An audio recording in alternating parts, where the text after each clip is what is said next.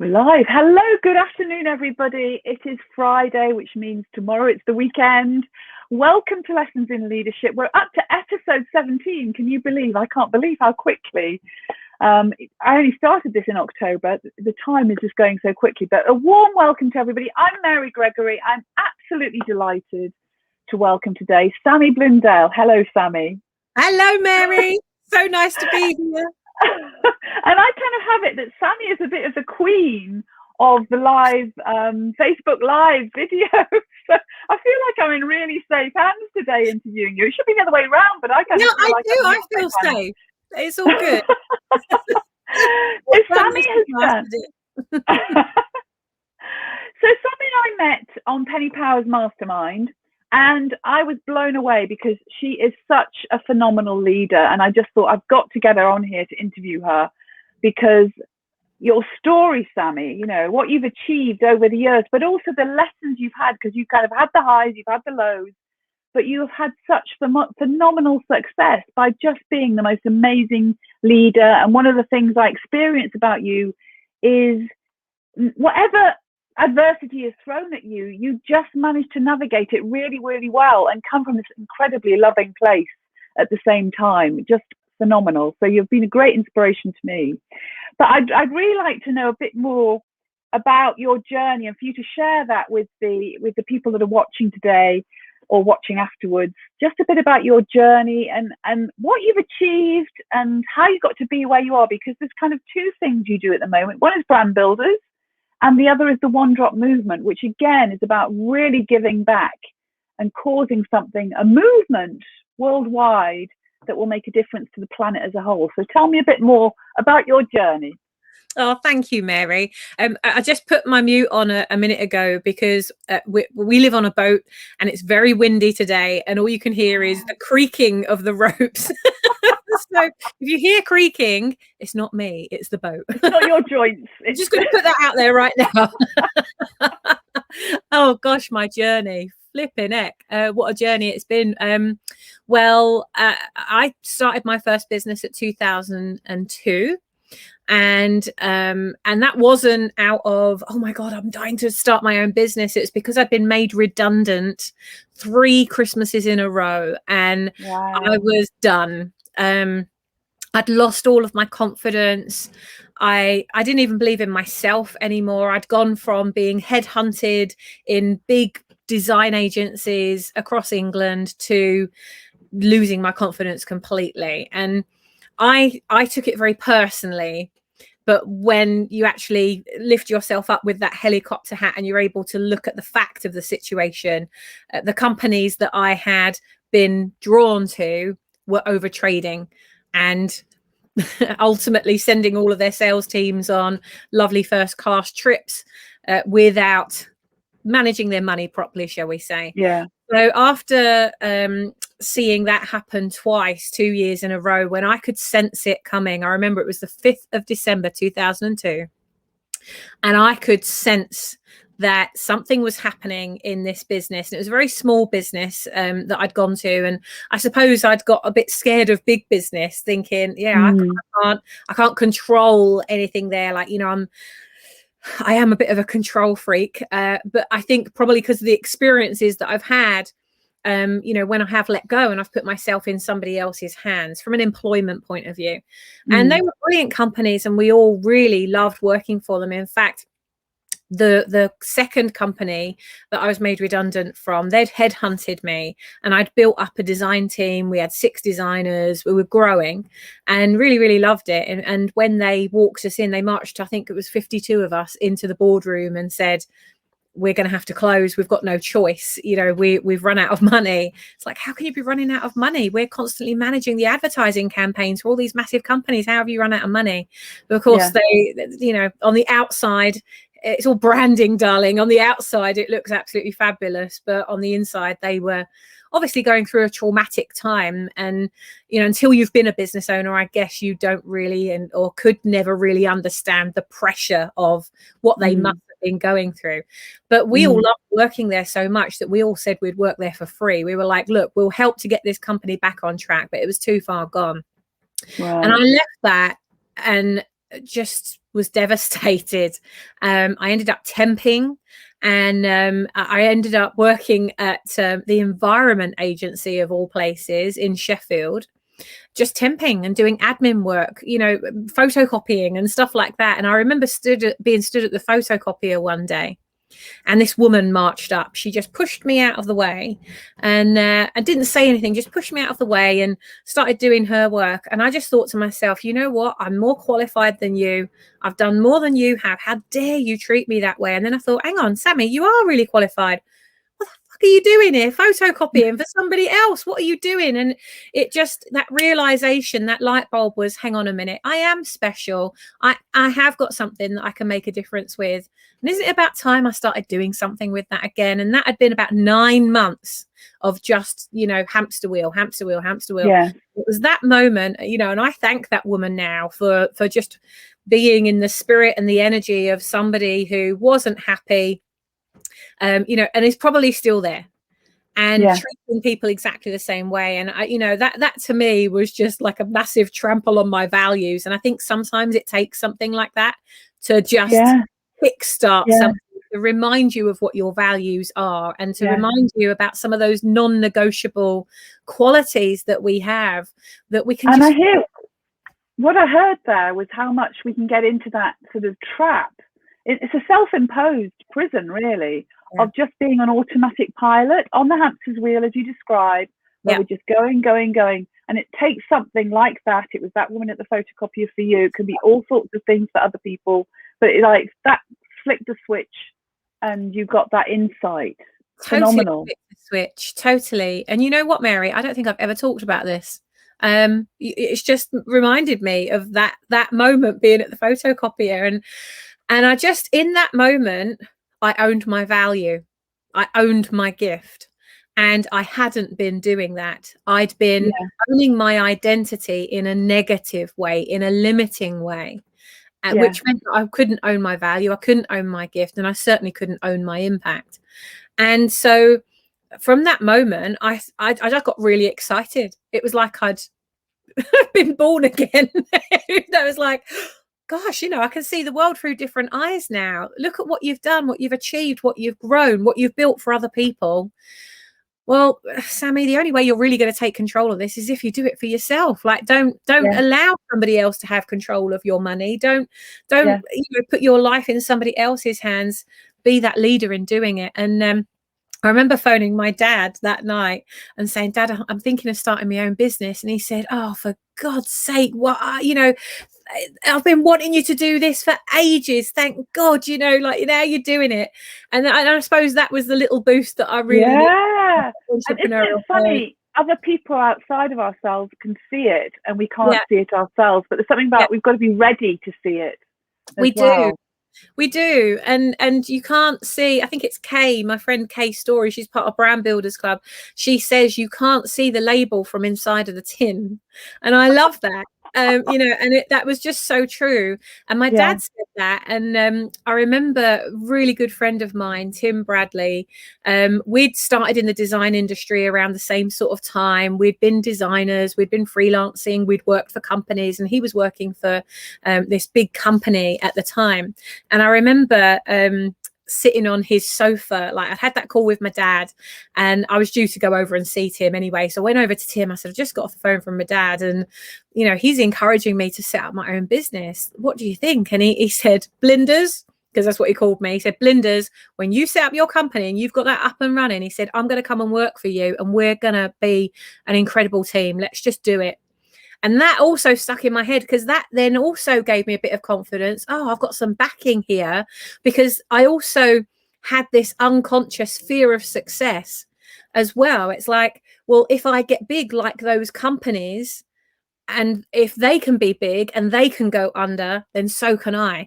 So what do I need to do? And just having Tim say, you know, when you've got that company up and running, come and let me know. Like, when you've got enough money to employ me, I want to come and work with you.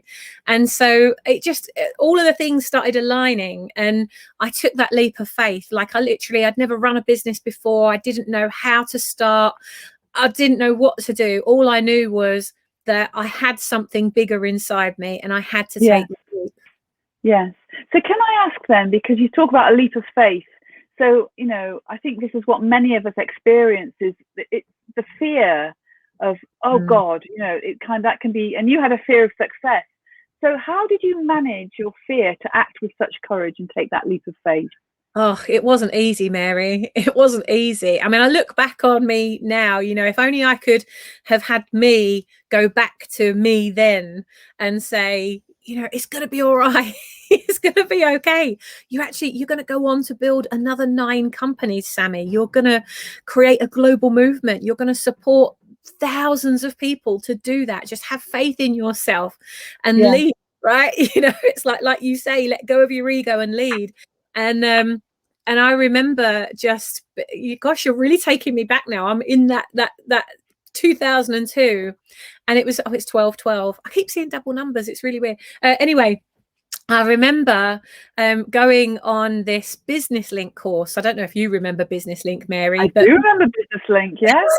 They haven't been, I don't know when they went bust, but they stopped operating many years ago. Anyway, back in 2002, like nearly 20 years ago. Oh, where's the time gone? That was the place you went if you needed to learn something or master something or grow a business or network with other people. That's where you went. And I remember going to this Business Link course to learn about, I think it was accounting or tax or something. It's like the opposite of what juices me up, but it was something I knew I had to do. And I remember going and sitting there, and I went to the back. Like now, wherever I go, I'm always at the front. I'm ready to learn. Back in those days, you would never see me wearing colour, Mary. I never wore colour. I was black. I wanted to be hidden. I didn't want to be on the forefront of anything. I remember sneaking into the back of the room like a mouse. I didn't want to talk to anybody. I didn't know what business I was building at that time. I knew that it was going to be design of some kind, but I had no idea what I was doing. And I remember sitting at the back of that room, and the guy that was presenting, God bless him, he must have thought I was one of his most dedicated students, because I wrote so much during his class, but I didn't hear a word he said, because the first slide he put up on the screen said, individually we're one drop, together we're the ocean. And I remember seeing that on the screen and thinking, individually we're one drop, together we're the ocean. So individually we're one drop. So does that mean we're all a drop? Or am I a drop? Are they a drop? And I started looking around the room. Is he a drop? Well, what makes a drop? How does somebody become a one drop? What does a one drop look like? Who is a one drop? How would they be? And together we're the ocean. So is that collaboration? Is that partnerships? Is that being greater than just yourself? So okay, and it just took me down this massive like wormhole, and I wrote pages and pages and pages. So he must have thought, wow, she's really into this. But luckily he didn't ask me any questions, because that 2-hour seminar, I didn't hear a word he said. I was just focused on, what is one drop? What does a one drop do? How can a one drop be that ripple maker? What does it mean to be a ripple maker? Oh, so if I'm a ripple maker, then how am I going to need to be in business to create a ripple effect for the people I'm working with? I just went down this whole route. And from that day, literally the next morning, before I even opened my eyes, I thought, okay, ripple maker. All right. God, universe, source, creator, flow through me. Make me the greatest ripple maker that I can be today. And I just started doing that. And I didn't tell anyone about it. I didn't tell a soul. I thought everybody did this thing. Everybody, it was a slide on the screen. Everybody knew individually we're one drop, together we're the ocean, famous quote. But I didn't realize they didn't know until 2018. And Wow. by that point, I'd built 5 companies. I'd done loads of amazing things. I'd burned out big time with business number 5, walked away from my £8 million business, moved to France to never go into business again. Creative juices start. By 2014, I've started a global business. I'm traveling around the world, speaking on stages. That I never predicted any of that. Phenomenal. And as I'm traveling around, started delivering training events and coaching and mentoring and online programs. That whole business was online. And I remember we'd come off set. I was on a documentary, And they'd handpicked 100 global change makers. They divided us across 5 locations and flew us out to those locations and basically put us under an insane amount of physical, spiritual, mental, emotional pressure. Like everything they could do, they did. And it was really testing because they wanted to see, what does a real leader do under pressure? And they got tears, they got snot bubbles, they got the lot, right? From all of us. We all broke down at one point, and sometimes even several. This was 2018. This was 2018. We were sharing rooms as well with people we didn't know. The first one that I was on, it wasn't designed this way, but it was all women. And there was one man, and he was part of the camera crew, the film crew, right? So it was all women, strong women. And all of us built big businesses, had established, big leadership roles. There's and some phenomenal women. Phenomenal women. Yeah. I made the crucial mistake of looking them all up. As soon as I found out who they were, I looked them all up before I went out. That's great. You're imposter, isn't it? Oh my God, my imposter syndrome was raging. Sammy, I'm gonna interject because my original, we started in 2002. We're now up to 2018. It's phenomenal the way we're going through time here. But I just want to go back to that time in 2002 because that was a real turning. You've shared more than one turning point moment. There's the photocopier. Now we're in that room in the accounts course, and what I didn't realize about you is that in that moment in 2002, that's when you got your purpose, which was about making and being the one drop. And I didn't connect. What I'm taking from that answer then to help you transcend your fears was actually getting in touch with your purpose and being so inspired by your purpose. Yeah. That kind of got you into action. Even though I'm hearing that it kind of got put on the back burner because it fired you up to cause your businesses, and then you got to 2018 where you started to really re-engage with it again. Am I making sense of this correctly? Totally. I'm glad you are, because you're like, I'm going to watch this back and go, oh yeah, because this is a story I've never really told. The one drop bit is, but not the bit before. So yeah, it's all we're joining the dots going backwards, really. So yeah, there I am, really back in 2002, and I guess my purpose at that time was just to be the greatest ripple effect that I could be for someone else. And I just chose one drop a day. And that was, to me, it was like one drop meant be generous, be gracious, be grateful, be supportive, be a champion of other people, create family, because together we're the ocean. So always build as a family, create community. To me, that was how you built a business. That one drop was a massive lesson for me. And so I guess my purpose every day, because I didn't know what purpose was, and I didn't have a me or a you back then. I didn't know that actually finding my purpose would create my business. I was just on a mission to have control of my money, really, at that point. Back then, it was like, I don't want anyone else to have control of my future. I've already done 2 Christmases where I couldn't afford to buy Christmas presents for anybody. I was devastated because contribution is one of my highest values. And so that was, for me back then, it was a vow that I would never be in a position where I couldn't contribute again. Right. So, but that was from a monetary perspective, which actually taught me some big lessons. I learned some big lessons, and actually we'll dig into those as well, because I was so focused on having control over my money, I built all of my businesses to be as profitable as they could be. And I hired the best coaches. I spent hundreds of thousands of pounds across the years on the most incredible coaches. I couldn't afford them at the beginning, but I knew that by investing in them and investing in me, I knew that would create a massive return on investment. And it did. It did. It really paid off. But so investing in yourself absolutely made a difference. Yeah, but I was investing in myself from the wrong energy, and I can only see that now in hindsight. My energy then, and Mary, you've been with me when I broke down in the boardroom last year, because I had a massive realization that I'd been such a driver of profit And I was so focused on that profit that profit became my purpose.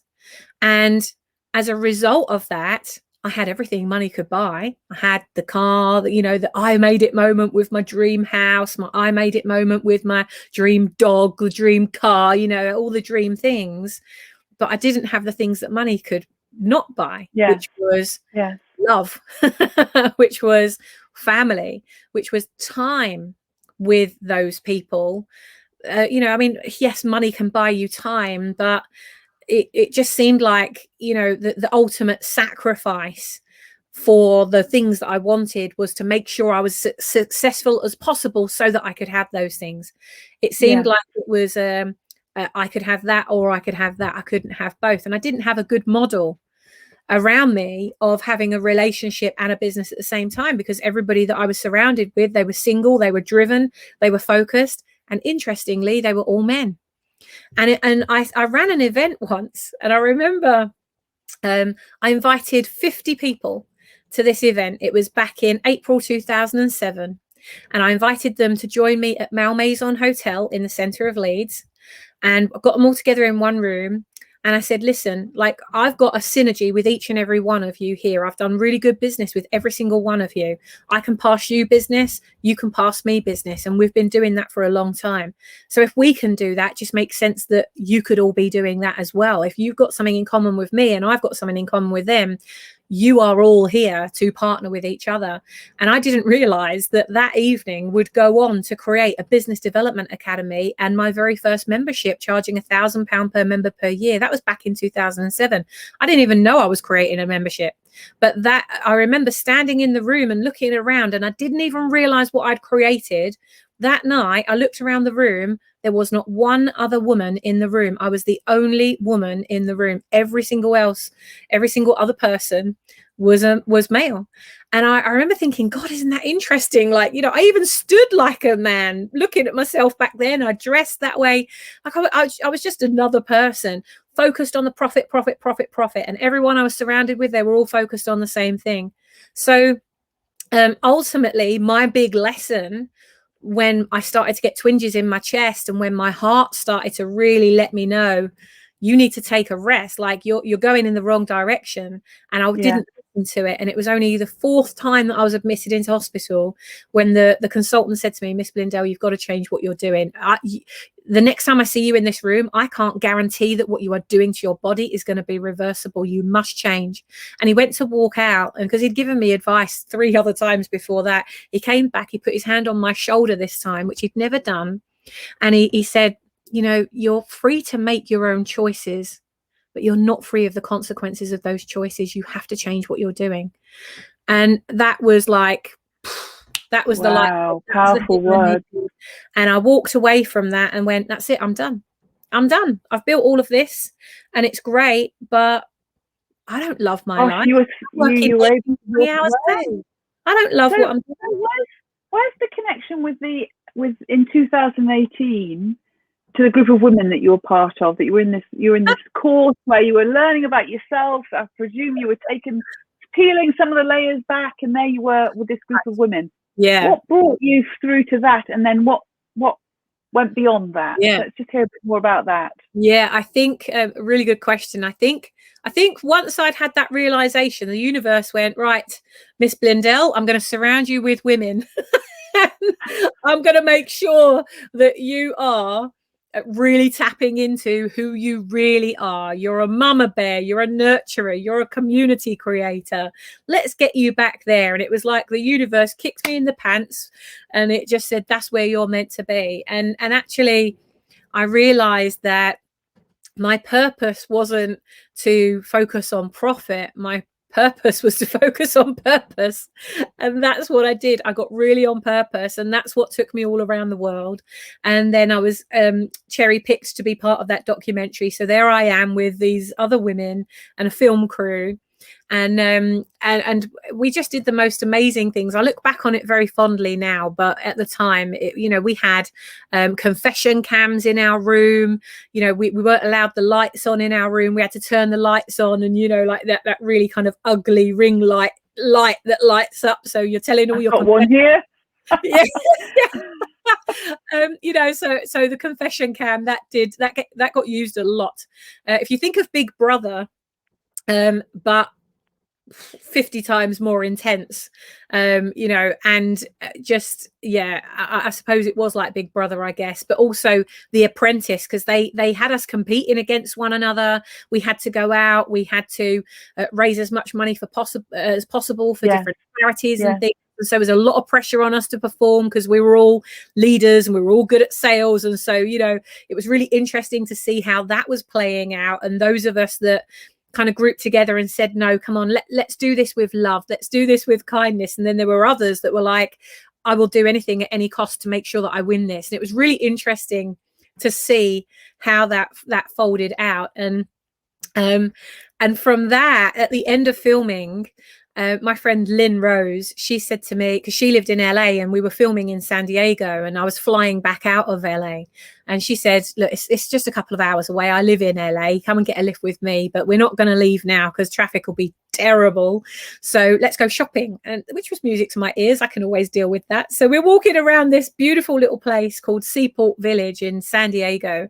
And it's almost like... Mary, I know you'll know this, on the embankment at Christmas where they have all the little wooden huts and the twinkly lights. Oh, yeah. So pretty. It was just like that, you know, almost like a little German market or something, all lit up. Yeah. And she pulls me into this crystal shop. And bearing in mind, right, one drop is a thing that I was doing silently. Nobody knew that I was doing it. I was just creating ripple effects as much as I could. And that became my focus every day, which was compounding in interest because the ripples I was creating were just enormous. And I don't really ever look back on that now, which is interesting. We are now, and I'm going, blimey, yeah, that was big ripples. Anyway, we're stood in this little crystal shop and I'm looking for some gifts for my kids and looking around because I know they like shiny, sparkly things. And I found some little necklaces and things like that. And as I turn around to go to the cashier to pay, there's this pendant hanging there of a drop. And I nudged Lynn and I went, Lynn, look, it's one drop. She went, one drop. I said, yeah, it's one drop. She went, what's one drop? Individually, we're one drop. Together, we're the ocean. Have you heard of that? She said, no. I said, oh my God, Lynn, I've built my entire business. All 5 of my businesses I've built on one drop. Do you really not know about one drop? She said, no. She said, what is it? So I told her and she said, you've got to get this out to the world. That's ridiculous. And you're going to start buying that bloody pendant. Buy it now. So I buy this pendant. And I love this pendant and I started wearing it wherever I went. And people were asking me, wow, what's that? What are you wearing? So I'd start talking about one drop and what it meant. And they were like, oh my God, you've got to tell us more about that. You know, is that a business? No. Well, you need to set it up as a business. When you do, let us know. I collected over 500 names over the next couple of years. Phenomenal. People who wanted to know about it. It was crazy. I'm going to have to interject because, you know, you've got so much to say, Sammy, and such wonderful, vivid stories that you're sharing. So you now, you know, on the back of that and on the back of what happened in 2002, what happened in 2018, you now have the One Drop movement and you have Ripple Fest, which is just phenomenal. And you have your 2 businesses, which is Brand Builders Club, another highly successful business where you're supporting small business owners to develop their brands, just brilliant, and Ripple Fest, which is all about making a difference in the world. I just want to acknowledge that you've got those 2 things running successfully whilst having a really balanced lifestyle. That's the thing that is so impressive. Yeah. And we're coming up to the end. Believe it or not, we are running out of time here. So before we run out of time completely, I want to just ask you, what, you know, you've shared such phenomenal learning here today, but, you know, we are still in times of uncertainty. We don't know what's around the corner in terms of lockdown here in the UK, all that sort of stuff. Of all the things you think you can pass on to us at the moment, it's sort of like your final piece of advice, what would you share to us and the people that be watching this? Thank you. I would say stop thinking of yourself. Stop thinking about what you look like, what you sound like. Stop focusing on perfect. You know, perfection is poverty, and it's not just poverty for you. It's poverty for everybody else who is missing out on the gift that you have inside you. Don't waste 20 years searching for your purpose or hearing the calling and not listening to it. I wasted so many years not doing that, and it took like 18 years before I had that moment where I say to Lynn, one drop, and start wearing that pendant and start doing it. So now my mum makes the pendants, we're on a big mission, and like verbalize it as well. Don't just think it, start verbalizing it. As soon as you have your idea, start sharing it with some people who you love, who you trust, to really be honest with you. Just get it out there is what I'm hearing. Get the words out of your mouth. Start listening, start talking, start opening your mouth, and just start doing it, because your perfection, if you're not leading, you're not the only one who's losing. Everybody could have been impacted by you as well. So I really get that. Be generous with your gifts. Yeah, get it out there. But I also want to acknowledge that the journey will have helped you grow and be the phenomenal leader you are today. So it's not like those experiences are wasted, but there is something about, there's a great phrase that I learned once, is the universe rewards action, not thinking. So get out there and take some action. You're only going to learn something. That's what I really hear from what you're sharing today. And I think what you have created is absolutely phenomenal, Sammy. So thank you so much for joining us today. I'm going to leave you now. It's hard to do that, because I'm going to now share that I'm going to thank everybody for watching, whether you're watching catch up or watching now. Do join me next week, episode 18, can you believe it, with Elva Ainsworth, another phenomenal woman leader who leads the consultancy Talent Innovations, all about using 360 to make the most of leadership within organizations. So do join me then next Friday, 12 noon, Facebook Live. See you then. Bye for now. Thank you, Sammy.